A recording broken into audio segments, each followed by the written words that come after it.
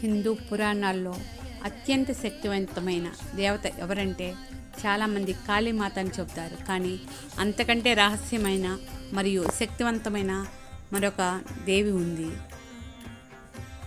ఆమెనే ప్రత్యంగిరా దేవి. సింహం ముఖం, స్త్రీ శరీరం, వేల సూర్యుల కాంతితో ఉండే ఈమె శరభుడి నుండే ఉద్భవించింది. నరసింహస్వామి క్రోధాన్ని శాంతింపచేయడానికి శివుడు శరభుడిగా మారినప్పుడు వారిద్దరి శక్తి కలిపి ఈ మహాచండీ రూపాన్ని సృష్టించాయి. ఈమెను అధర్వణ భద్రకాళి అని కూడా పిలుస్తారు.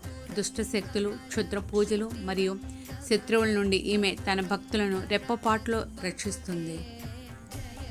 ప్రత్యంగిరాదేవి ఆగ్రహం వస్తే ఎవరు ఆపలేరు. అందుకే ఈమె పూజలు చాలా రహస్యంగా, నిష్ఠగా చేస్తారు. ఈ అద్భుతమైన శక్తి గురించి మీకు ముందే తెలుసా? మరిన్ని పురాణ రహస్యాల కోసం సబ్స్క్రైబ్ చేయండి మరియు కామెంట్ చేయండి.